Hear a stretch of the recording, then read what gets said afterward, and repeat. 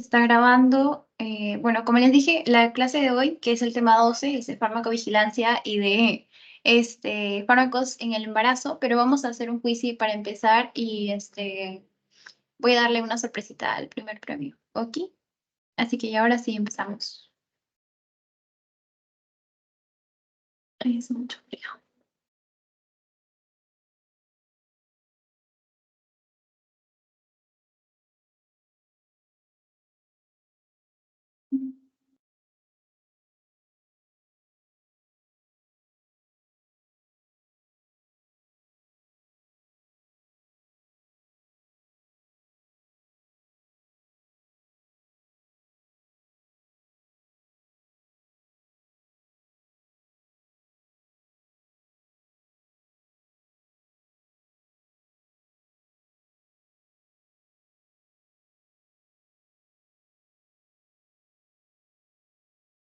Ok, acá ya. Es un mecanismo de acción de los fármacos antidiabéticos, antagonizar el canal de potasio en las células beta del páncreas, que es lo que vimos en las sulfonilureas. Y en este caso, activar la enzima de PP4 no son los inhibidores de la enzima de PP4. Aquí vamos a repasar esta partecita, algo cortito nada más. Ya, cuando hablamos de los secretagogos, teníamos acá ya. Cuando estábamos hablando de los secretagogos, teníamos dos grupos, las sulfonilurias y las meclintindas, ¿ok? En este caso, ambos lo que hacen es bloquear el canal de potasio, porque cuando hablamos de la fisiología de la insulina, más o menos está por acá, básicamente al cerrar estos canales sensibles de potasio, se acumula el potasio y esto genera la despolarización, que es el estímulo para que se abran los canales de calcio entre el calcio y esto genera la secreción de la insulina.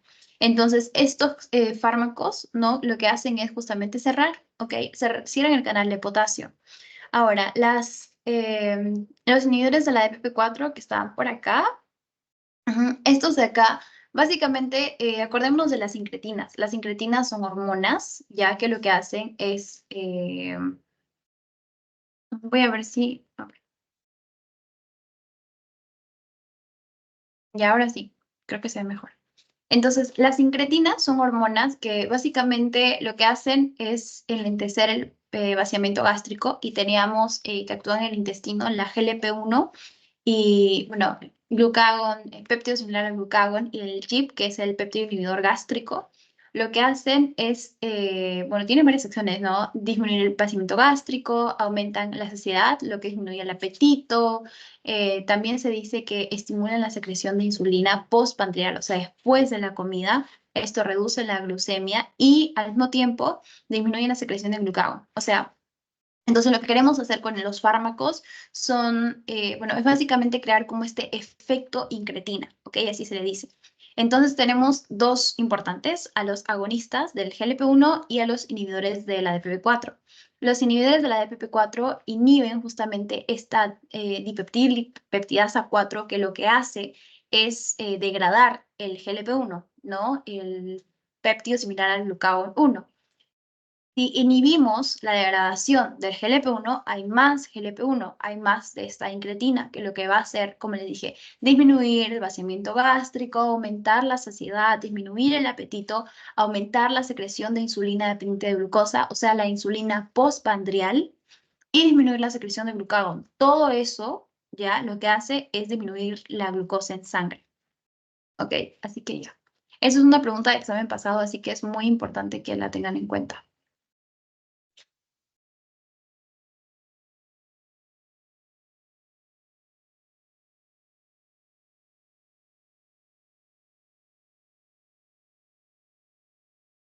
A ver, de las siguientes opciones, ¿cuál es la que mejor describe un mecanismo de acción de los antidiabéticos orales?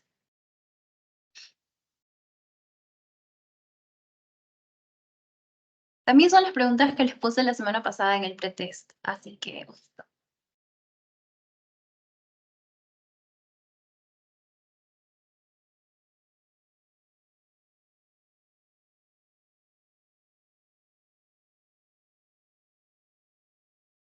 ya. Mm, Entonces, esto ya lo habíamos explicado, los inhibidores de la dipeptidil peptidasa 4. Y en este caso no es activar la enzima alfa-glucosidasa. O sea, acordémonos que lo que hacen, esto está más bajito, inhibir la alfa-glucosidasa. ¿Ok? Tenemos a la carbosa y al migritol. Básicamente acá, pues esta enzima está en los intestinos, ¿ok? En el borde, ya en el epitelio del intestino. Inhibimos justamente estas enzimas, lo que retrasa la descomposición de los oligosacáridos y disacáridos en monosacáridos. Entonces, monosacáridos, esto lo que hace es disminuir la absorción de glucosa, ¿ok? Básicamente eso. Entonces, acuérdense, inhibidores de la alfa-glucosidasa en el intestino. No sé, quizá les pregunten, porque como les digo, son preguntas de exámenes pasados, así que por si casito. Ya. Respecto a los diferentes tipos de insulina, la opción más posible es... Son 5 preguntitas nada más, chicos. Vamos.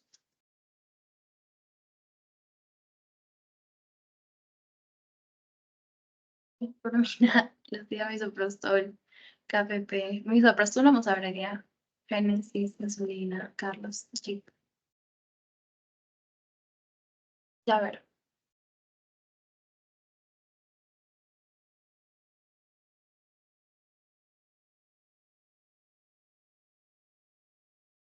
Ok. Ya, esto se los dije y sí, estaba en la parte de insulina acá, por aquí, arriba. Ya.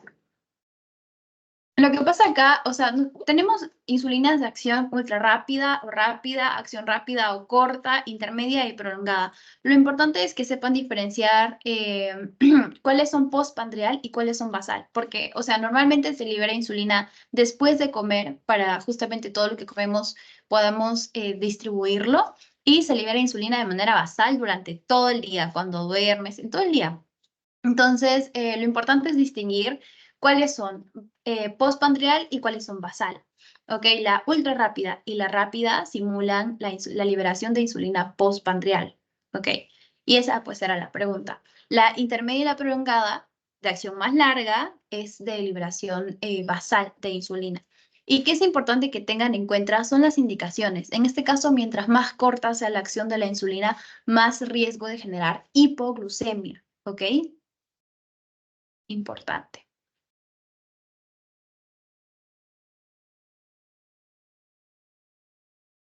Ya, respecto a las hormonas incretinas, ya lo hablamos esto, y sus análogos, marque lo correcto.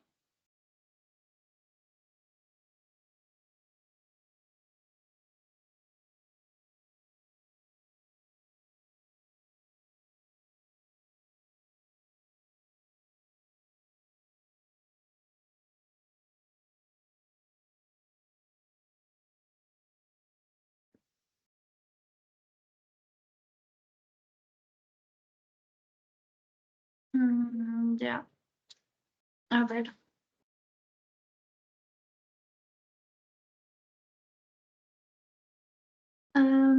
Ya. En este caso, pues, como les dije, ¿no? Lo que hacen las incretinas es reducir el vaciamiento gástrico, ya no ocasionan aumento de peso, no se pueden absorber bien por vía oral, no serían destruidas. Son responsables de la liberación de insulina basal tampoco. No tiene nada que ver con la insulina basal, sino es postpandreal. Acuérdense, las incretinas aumentan la secreción de insulina, sí, pero postpandreal, por el estímulo de la glucosa y disminuyen la secreción de glucagón. ¿Ya? Y sí, la última preguntita.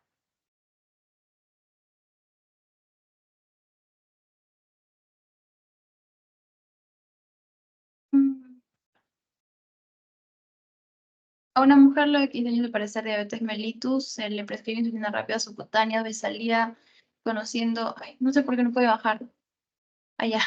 Conociendo sobre la farmacocinética, ¿qué recomendación sería más acertada para reducir el riesgo de hipoglucemia en la insulina rápida? Me parece que le da, sí, rápida. Mm, ya.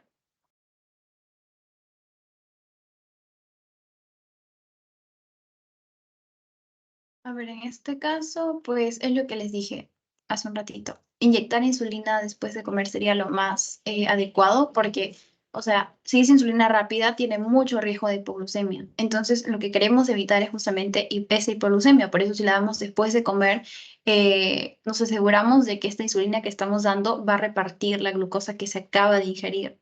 ¿Ok? Inyectar profundamente contenido en la jeringa no tiene nada que ver. Frotar la zona, en realidad no se recomienda frotar la zona, ¿ok? En inyectables en general. Y ejercitarse luego de la administración. Esto sí le llevaría a la hipoglucemia y veríamos a la triada de Whipple, si no me equivoco. Y ya, esa es la última preguntita. Las primeras 3 personas que hayan quedado por fin me escriben para darle su sorpresita. Y vamos a ver el podio. No, sí aparece. Carlos, metformina e insulina. ¿Aquí? Ya. Entonces, creo que sigo compartiendo mi pantalla, así que vamos a empezar con la clase. Mm, ya. Igual si tienen alguna pregunta o si no se ve mi pantalla o si no me escuchan, pueden abrir su audio normal. Lo que sí les pediría por fin es que prendan su cámara. Ya, y no se olviden de hacer el pretest y posttest porque es asistencia. Bueno, entonces ya, vamos a empezar con el tema de, bueno, los 2 temas de esta semana, farmacología en la gestación y la farmacovigilancia. Farmacovigilancia, muchas gracias, créditos a mi delegado Sebastián, que de verdad que estas diapos, chasquis. Ya, entonces vamos a empezar con farmacovigilancia. Farmacovigilancia es un tema nuevo, ya, así que lo he leído para esta semana. Ay. Ya, farmacovigilancia, como les dije, es un tema nuevo que he leído para esta semana, así que tengan un poco de paciencia aquí.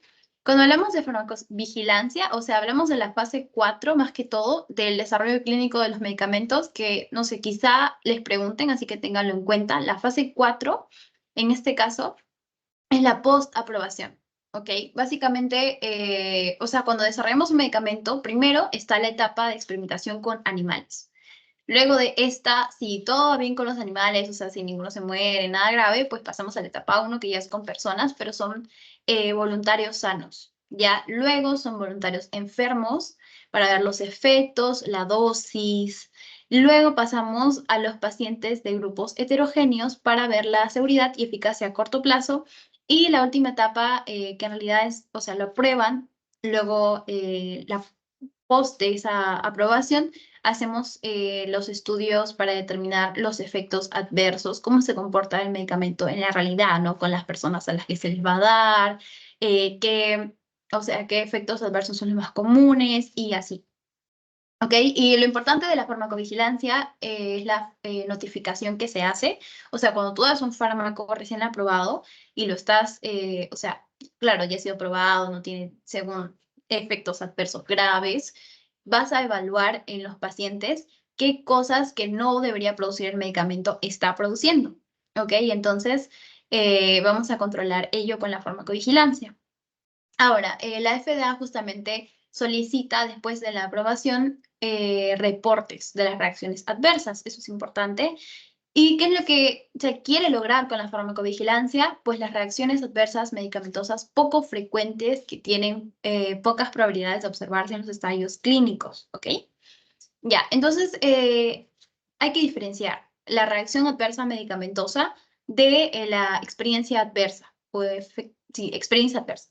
Cuando hablamos de la reacción adversa medicamentosa, es básicamente un suceso en la que, o sea, un suceso indeseable que ha sucedido en un paciente cuando está utilizando el medicamento y hay una sospecha de que es por el medicamento, ¿ok? Está relacionado al medicamento. En cambio, la experiencia adversa, claro, es un suceso desafortunado, pero que no tiene necesariamente una relación con el medicamento. ¿Ok? Entonces, la reacción adversa medicamentosa es la respuesta a un medicamento que es nociva y no intencionada y se produce con las dosis utilizadas normalmente. ¿Ya? Ahora, el efecto colateral pues es cualquier efecto no intencionado de un producto farmacéutico que se produzca con dosis normalmente utilizadas relacionado con las propiedades farmacológicas. De esto no vamos a hablar mucho, solamente más que todo de la reacción adversa medicamentosa, que hay 2 tipos. Según lo que leí, tipo A, tipo B. Tipo A es el aumento de la acción farmacológica del medicamento cuando se administra la dosis terapéutica habitual. Normalmente son reacciones dosis dependientes y como hemos visto la semana pasada con la insulina, por ejemplo, les dije que si, lo que acabamos de decir, o sea, si tú le das a un paciente insulina rápida, tiene más riesgo de generar hipoglicemia. Entonces, esto sería una reacción adversa medicamentosa de tipo A. ¿Ya? Entonces, son las que no están directamente relacionadas a la acción farmacológica deseada del fármaco, pero son predecibles. En cambio, las tipo B, lo clave es que no son predecibles, son lo opuesto. No son predecibles, son raramente dosis dependiente. No es de que tú le aumentas la dosis, tienes más riesgo. No, no es así. O sea, la dosis normal le puede dar esto, tienen alta mortalidad, ¿ya? Y tienes que retirar el fármaco. En cambio, con las de tipo A, que son dosis dependientes, lógicamente, si le bajas la dosis, pues ya no vas a tener esta reacción. ¿Ok? Entonces tienes que disminuir la dosis. Ahora, justamente, las tipo B, por lo que son no predecibles, es el objetivo que tiene la farmacovigilancia, ¿ya?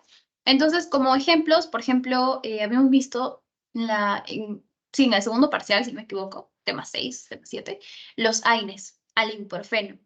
El ibuprofeno, acordémonos, es un analgésico, antiinflamatorio, antipirético para cefaleas, dismenorrea, odontalgias, tiene menos toxicidad gastrointestinal, está contraindicado para la enfermedad ulcerosa. Todas esas indicaciones tienen que ver con su mecanismo de acción. En este caso, si es un inhibidor no selectivo de la COX, o sea, inhibe tanto COX-1 como COX-2, vamos a ver cuáles eran las consecuencias de inhibir COX-1 y COX-2. Básicamente, si, o sea, disminuimos COX, o sea, si bloqueamos ya COX-1 en este caso, COX-1 es la que estaba más relacionada con la producción de moco en el estómago. Entonces, si la bloqueamos, pues va a disminuir la producción de moco en el estómago. Por eso les dije que los selectivos de COX-2 son los gastroprotectores, porque al no inhibir COX-1, ya no tienen nada que ver con la disminución del moco del estómago. Ahora, también vasodilatación, el efecto de las células inmunitarias, ¿no? Todo ello tiene que ver con su mecanismo de acción. ¿Y qué efectos adversos produce? Los de tipo B te produce angioedema, rash, urticaria, también puedes producir pirexia, pirexia y todo ello, ¿ok? Son las de tipo B, que son no predecibles. Ahora, también hemos visto en los antihipertensivos cuando vimos cardiovascular la semana 8, ya los inhibidores de la ECA, que les dije, ¿qué es lo que producen estos inhibidores de la ECA mayormente? Pues producen el angioedema y la tos seca.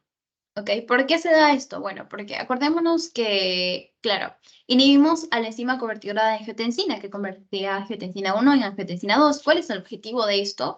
Que no se produzca aldosterona, porque la aldosterona reabsorbe agua y sodio, lo que aumenta la precardia, aumenta la presión arterial.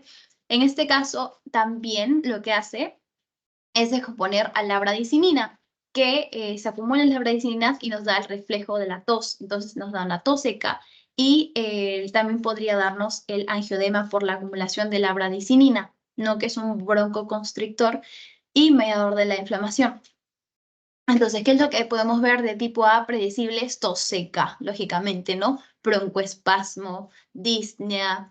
Ahora, tipo B, que son no predecibles, no tiene nada que ver con la dosis, el rash, el prurito y el angioedema, que lo hemos visto, ¿no? Lo del angioedema, o sea, es predecible, pero al mismo tiempo es como que es muy raro que pase eso. ¿Ok? Y si no me equivoco, que es más o menos en el 10%, ajá, de las personas que toman los YECAS producen este efecto de la tos seca. Ya. La warfarina, también la vimos en la semana 9 o 10, no me acuerdo. Creo que 9. Es un anticoagulante. Acuérdense que inhibía la síntesis de factores de coagulación dependientes de vitamina K, que es el 10, 9, 7 y 2, ¿no? Y las proteínas anticoagulantes. Acuérdense que había factores procoagulantes y anticoagulantes. Anticoagulantes teníamos la proteína S, C, la antitrombina 3. Ya en este caso va a bloquear a las proteínas anticoagulantes S y C. Y esto nos va a dar efectos predecibles como el aumento del tiempo de protrombina. Ya, este es el más resaltante. También el aumento del INR. Ya, el INR. Y la disminución del nivel de protrombina, también melena, obviamente, ¿no? Acuérdense, la melena era esta tipo brea, ese es tipo brea, ¿ya? Hemorragia gastrointestinal, ¿no? Rectorragia, todo ello, que tienen que ver justamente, todos son tipo A porque son predecibles. Ahora, luego con las tiacidas, la hidroclorotiacida. Con la hidroclorotiacida, pues tenemos acá que es un diurético, ¿ya? Y justamente acordémonos que actuaba en el túbulo colector, ¿ok?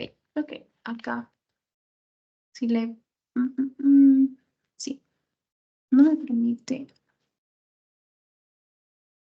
Quería rayar esta parte, pero no me permite. Ya, bueno, no importa. Em, Acordémonos, las tiacidas ya actúan en el túbulo contorneado distal, inhiben el cotransportador sodio-cloro. ¿Qué es importante recordar de estas tiacidas? Pues sobre todo sus efectos adversos. ¿Por qué? Porque las tiacidas se utilizan para tratar claro, o sea, la hipertensión. ¿Cómo hacen todo esto? Bloquean este intercambiador sodio-cloro. Entonces, justamente por eso puede darnos como efectos de hipernatremia, si no me equivoco, ¿ya? Y bueno, en general, o sea, al estimular el intercambio sodio-cloro, reabsorbe poco sodio. Entonces, si reabsorbe poco sodio, era hiponatremia, si yo me confundí. Si reabsorbe poco sodio, lo va a eliminar. Si elimina mucho sodio, hay hiponatremia, ¿ya? Y segrega potasio. Entonces, este potasio se va a eliminar también. Esto genera hipopotasemia al mismo tiempo. Ahora, ¿qué más genera de efecto adverso estos diuréticos tiacidas? Recordemos que genera el aumento del ácido úrico, porque están secretados por el mismo sistema que secreta el ácido úrico. Eso nos genera hiperuricemia, que es diferente a azoemia, porque azoemia es la acumulación de la urea.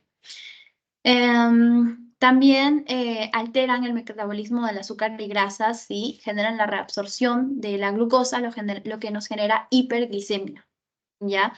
Y bueno, aumentan el colesterol LDL, se retiene calcio y ácido úrico, nos genera hipercalcemia e hiperglicemia. Ok, no sé por qué no me permite rayar acá. Ya bueno, no importa, no importa.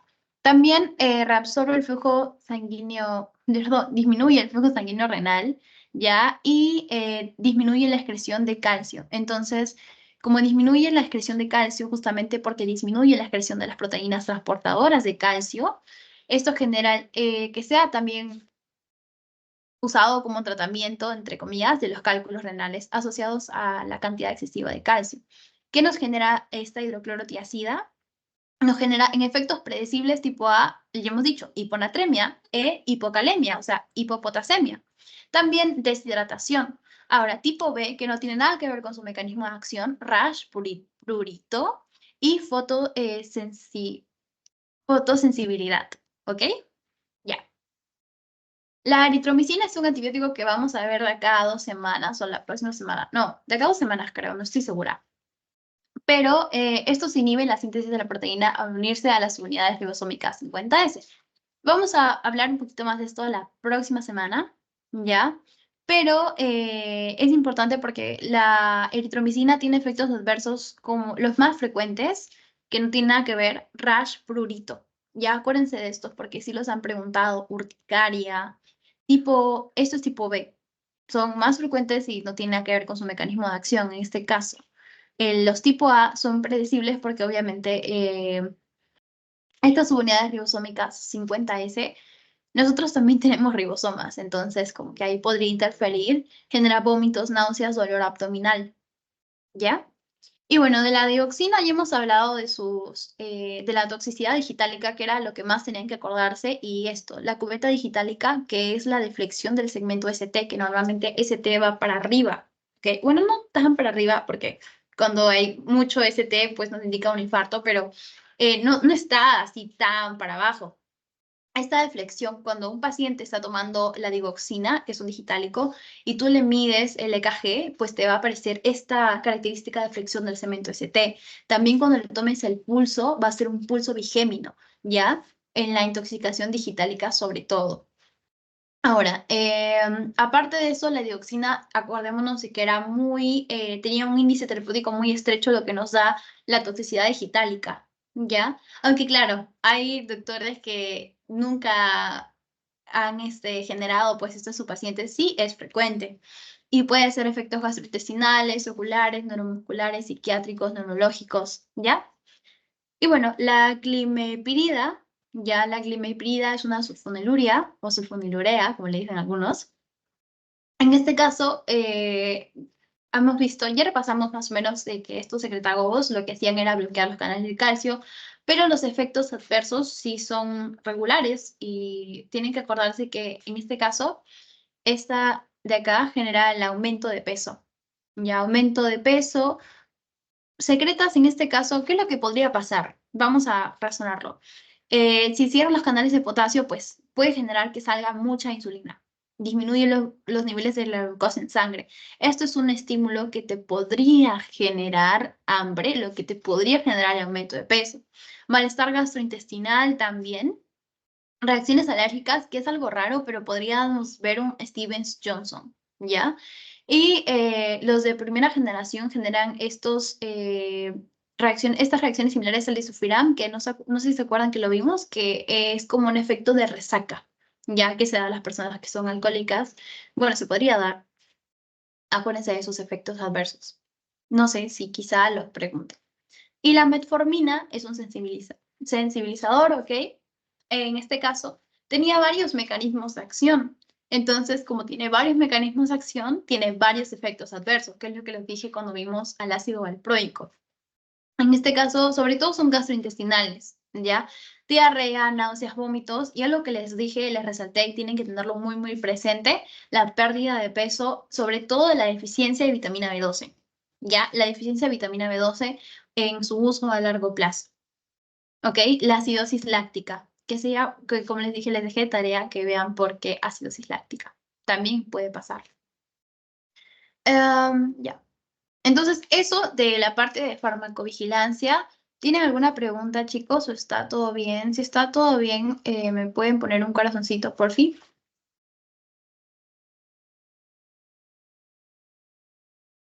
Chicos, ya. Em, entonces, seguimos con farmacología en la gestación. Ya. Cuando hablamos de la farmacología de la gestación, es importante recordar un poquito de la fisiología. No sé por qué no puedo hacerlo más grande. Ya, no importa. Nosotros tenemos, acordémonos, el eje hipotálamo-hipófisis. ¿Ok? En este caso, el hipotálamo es el que produce los factores liberadores o los factores inhibidores. ¿Ok? Tenemos los factores inhibidores son dos y los factores liberadores son varios, los factores inhibidores son dos. El hipotálamo tiene el núcleo supraóptico y el núcleo supraventricular, ¿ya? Y cuando hablamos de la hipófisis o la glándula pituitaria tiene tres partes. La parte anterior, la de la hipófisis, la parte medial, la hipófisis media, y la neurohipófisis, ¿ok? La neurohipófisis es lo que vamos a ver ahorita. ¿Por qué? Porque el hipotálamo, mediante estos núcleos, lo que genera a través de las neuronas hipotalámicas es que o sea, genera los núcleos a dos hormonas, la hormona antidiurética y la oxitocina.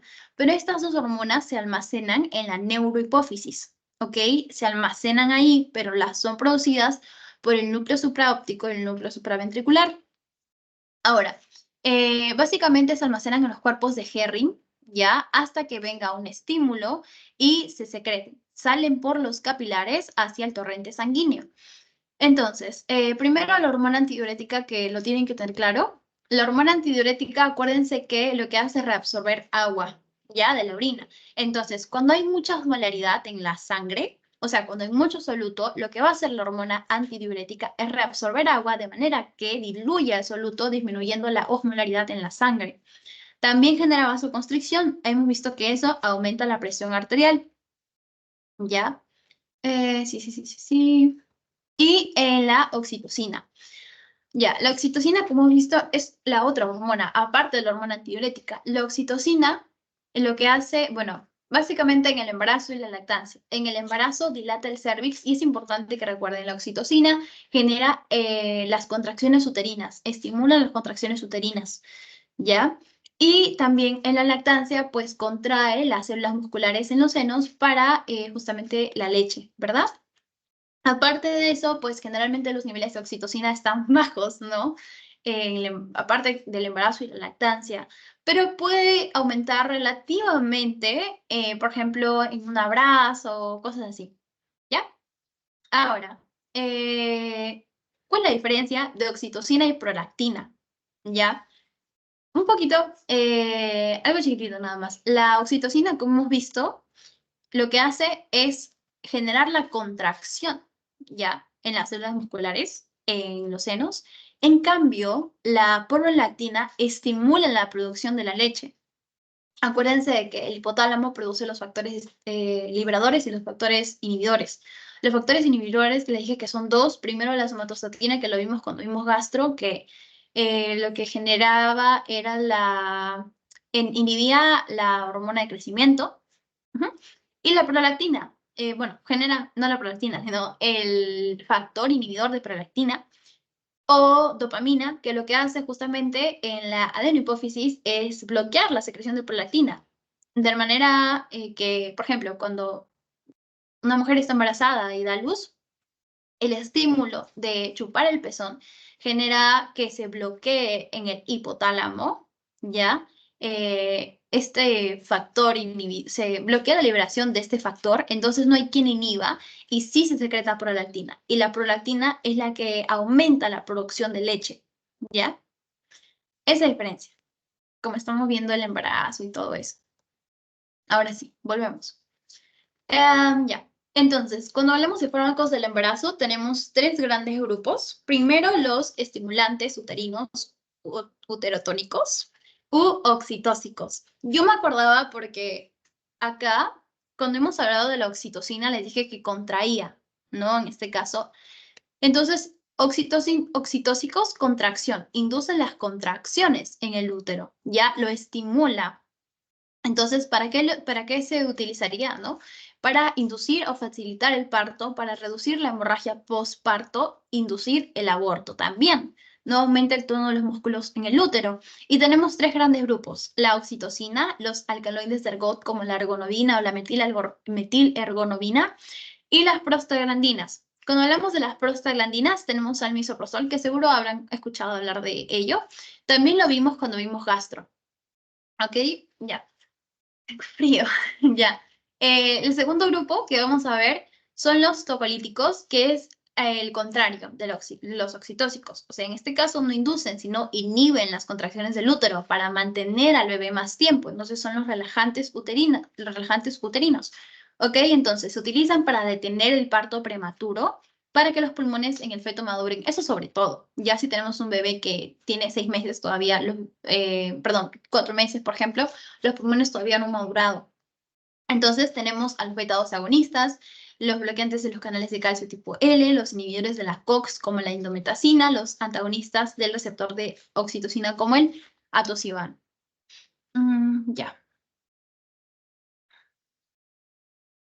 Al fin pude ver estos botones. Ya, estoy feliz. Entonces, ya. Entonces, cuando hablamos del parto, pues acordémonos, ¿no? Fisiología, anatomía del útero. El útero es donde va a estar el bebito y es el que tiene que generar la fuerza para sacar al bebito. Entonces, estas contracciones se va a contraer el miometrio. ¿Cómo se producen las contracciones? Pues ya lo vimos cuando vimos calcio, pero tenemos contracción y relajación. Contracción, la actividad de la cadena ligera de miocina por los iones de calcio, ¿ya? Esto genera que fosforile la miocina y se da la contracción. Cuando hablamos de la relajación, se desactiva en este caso por la fosforilación de la proteína quinasa A. Entonces, la cadena de miosina ligera no se va a activar, no se va a producir la contracción. Al contrario, si no se activa, pues se relaja, ¿no? Relajación, ¿ya? Entonces, cuando ya se va a dar el parto, las contracciones uterinas se vuelven más frecuentes, ¿no? Y más fuertes, obviamente, más dolorosas. Esto sucede cuando el feto está a término, o sea, todos sus órganos son funcionales, puede vivir fuera del vientre y está más o menos entre las 37 y las 42 semanas de gestación, pero el parto no inicia, en este caso, si el parto ya pasan más de 42 semanas, el parto no inicia, entonces tienes que dar un oxitóxico, ¿ya? Un estimulante uterino para estimular el parto. Entonces, los oxitóxicos, ¿para qué se usan? ¿No? Cuando el bebé, la madre o los dos corren peligro si el embarazo continúa, ya son más de 42 semanas, cuando hay restricción del crecimiento fetal, la isoinmunización, la rotura prematura de membranas, la preeclampsia, que es el aumento de la presión durante el embarazo, la eclampsia, que son, si no me equivoco, las convulsiones en el embarazo. Aumenta el trabajo de parto cuando las contracciones del feto no son lo suficientemente fuertes. Y algo muy importante es que previenen la hemorragia postparto porque comprimen los vasos sanguíneos uterinos. Acuérdense de que si se da una hemorragia postparto muy fuerte, podríamos ocasionar lo que es el síndrome de Sheehan, ¿no? El hipopituitarismo. Esto va a tener consecuencias muy graves para la mamá, ¿no? Vamos a ver, por ejemplo, una mujer que ha tenido, una mujer multípara en el último embarazo que ha tenido una hemorragia y viene por amenorrea, ¿no? A la consulta. Entonces, más o menos hay que identificar eso. Se puede utilizar para el aborto terapéutico y, bueno, el aborto no terapéutico también. Ya. Entonces, la oxitocina activa los receptores acoplados a proteína GQ, ya activa la fosfolipasa C. Entonces, la fosfolipasa C rompe el fosfolípido fosfatidilnositol 4,5-bifosfato en inositol trifosfato y diacilglicerol.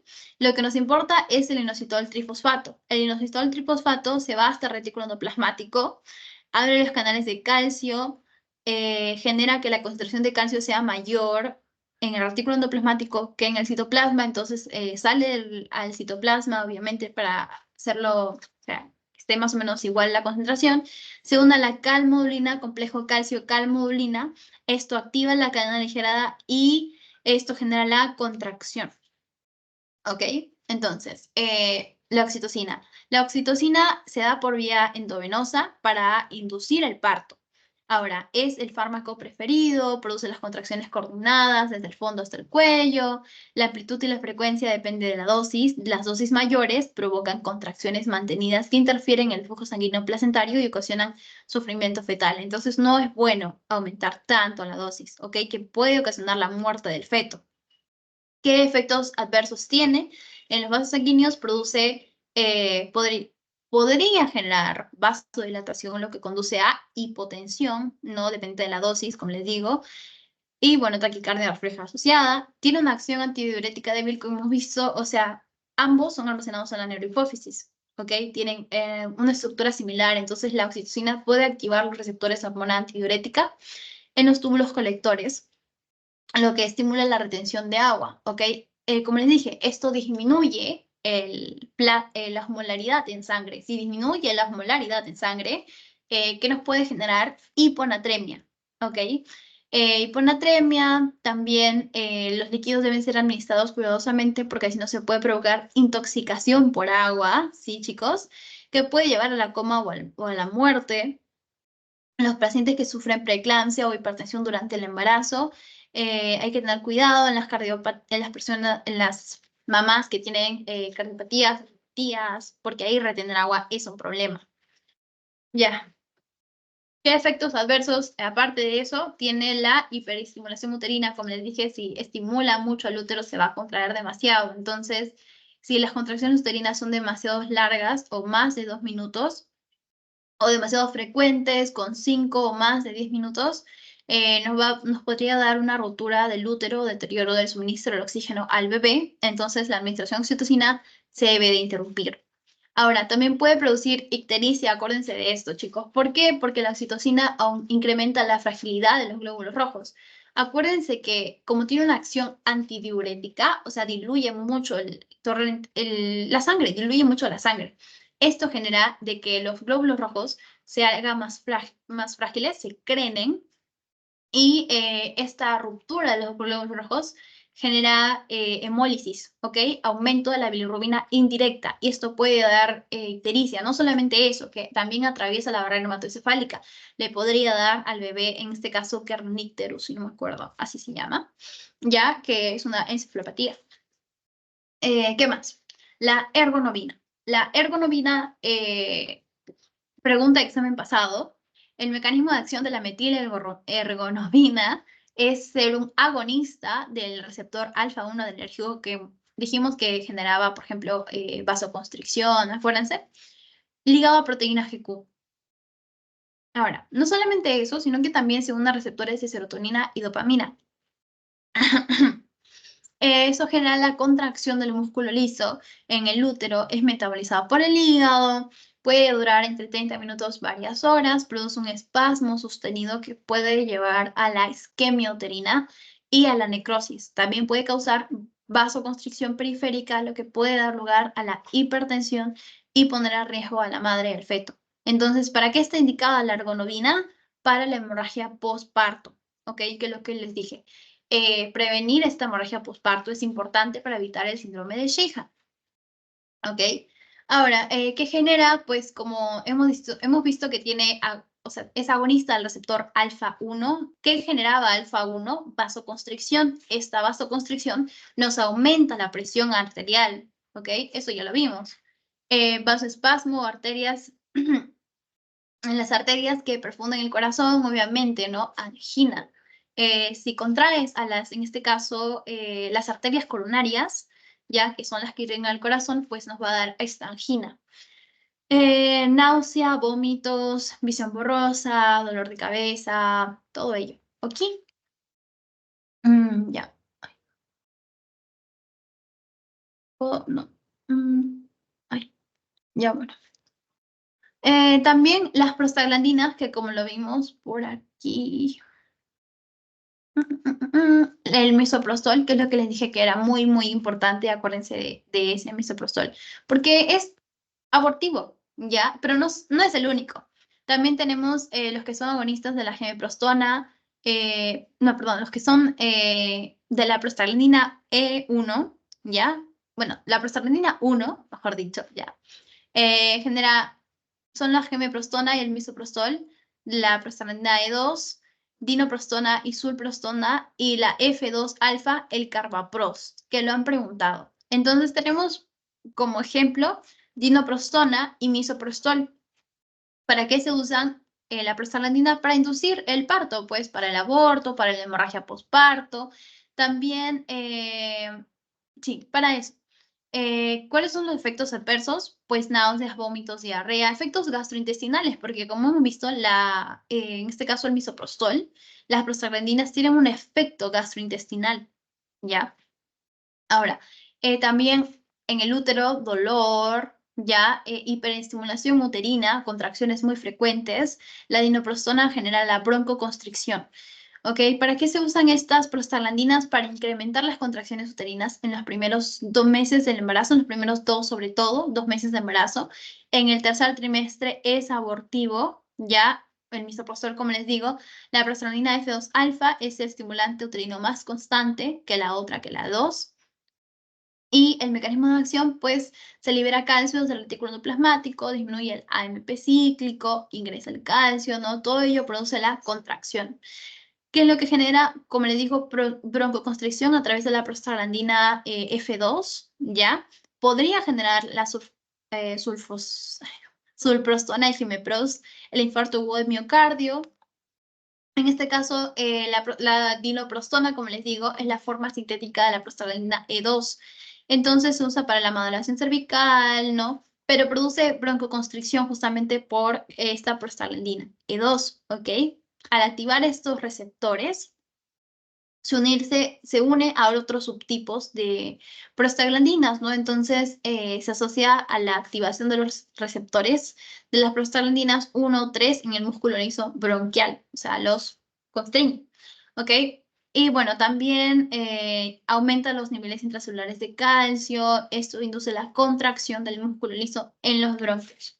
Se administra por vía vaginal para la modulación cervical y la inducción del parto. Tiene una vida media corta, es metabolizada rápidamente en el sitio de acción.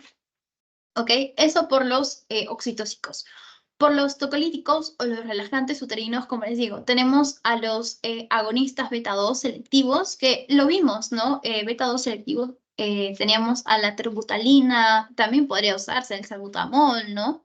En este caso, los bloqueantes de los canales de calcio, el nifedipino sobre todo es el que más se usa, los inhibidores de la ciclooxigenasa, la indometacina, ya acá se usa bastante, los antagonistas del receptor del receptor oxitocina, como el atosiban, ya, para prevenir el parto, en este caso, todo lo contrario. Ahora, en este caso, si hay pocos días, si un bebé, pues, tiene una amenaza de parto prematuro, se da glucocorticoides, ¿ok? Para la maduración de los pulmones. ¿Qué más? Sí, ¿qué complicaciones podría tener? Pues la hipertensión pulmonar y la hemorragia, hemorragia intracraneal. Perdón, chicos, sigo mal en la garganta. Ya, entonces, vamos a ver. Por un lado tenemos los agonistas beta 2. Ahora sí me permite.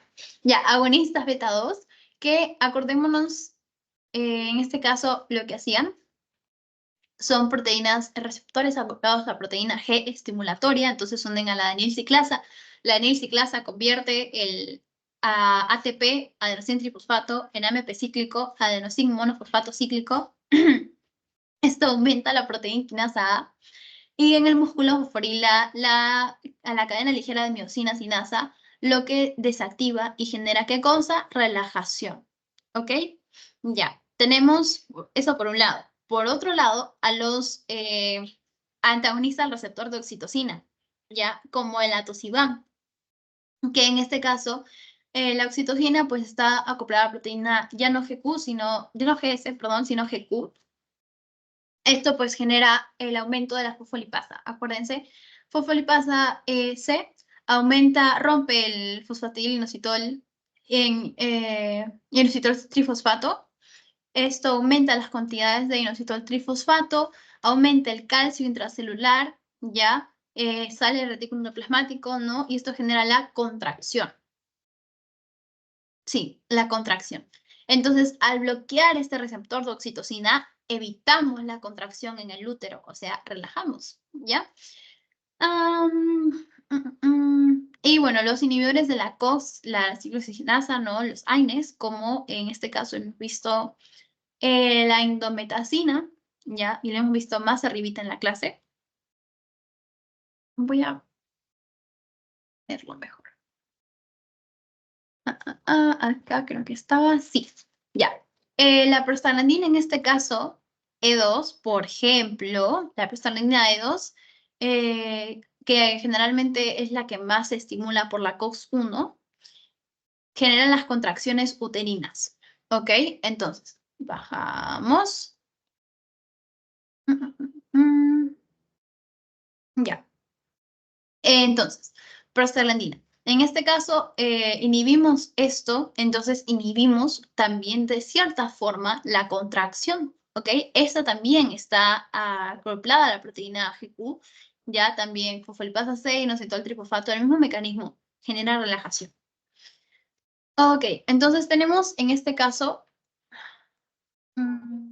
acá a los agonistas beta 2 adrenérgicos, como hemos hablado. Tenemos a la terbutalina, ya que se puede dar de manera oral, subcutánea, endovenosa, que es lo que genera estos efectos adversos, obviamente por la estimulación del sistema simpático, los beta 2. ¿Qué te generaba beta 2? Beta 2 te genera taquicardias, palpitaciones, temblores, nerviosismo, todo ello. ¿Por qué? Porque en este caso, beta 2, acuérdense que generaba, por ejemplo, broncoespasmo, ¿Ya?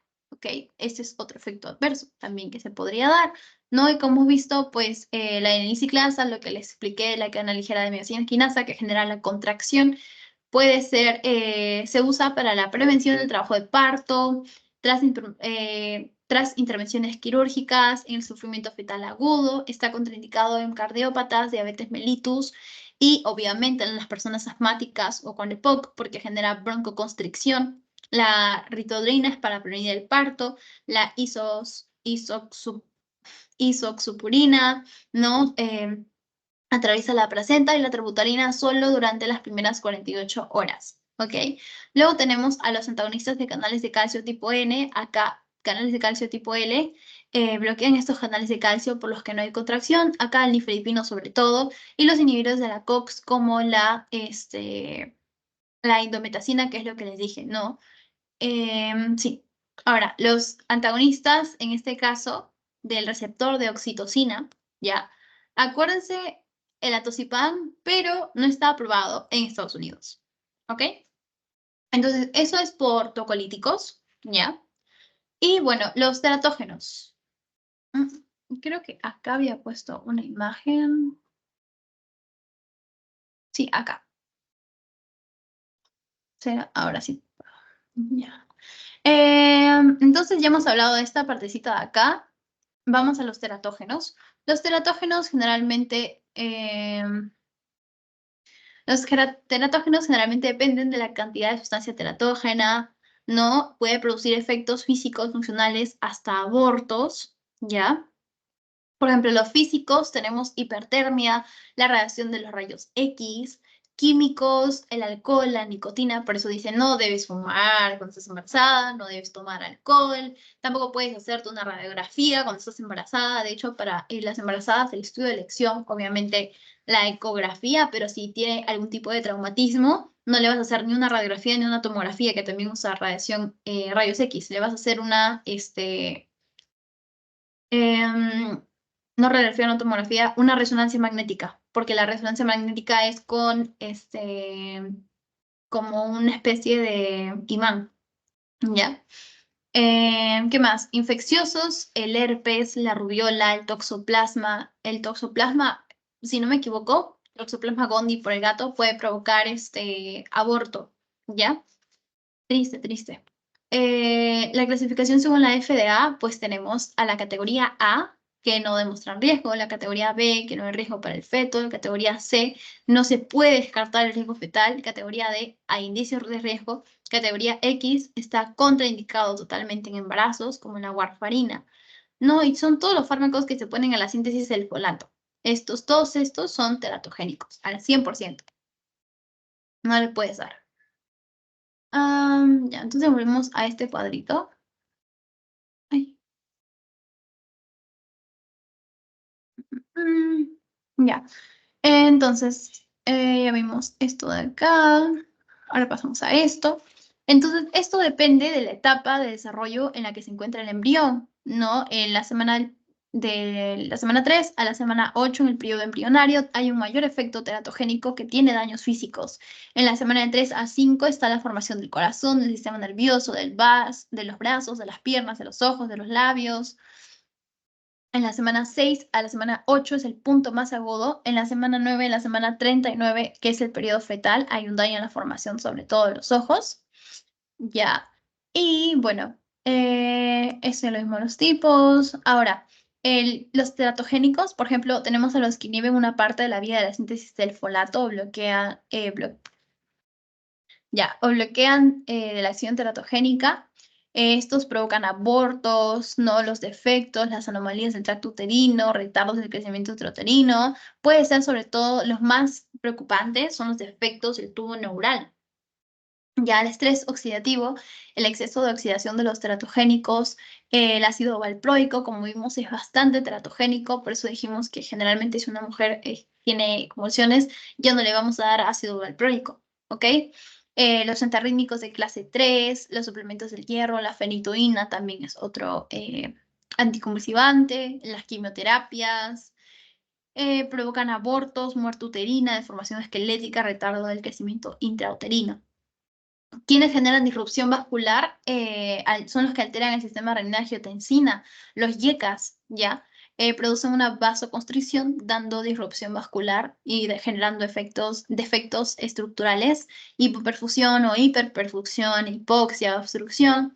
El misoprostol, que obviamente hemos visto que es un abortivo. La aspirina también podría generar la ergotamina, la pseudopirina, los antihipertensivos como los YECA y los ALA2 que actúan a este nivel del sistema renina-angiotensina. ¿Ok? Ya. Entonces, eso sería todo por fármacos del embarazo, chicos. Si tienen alguna duda, pueden levantar su manito. Si todo está bien, por fin me ponen un corazón.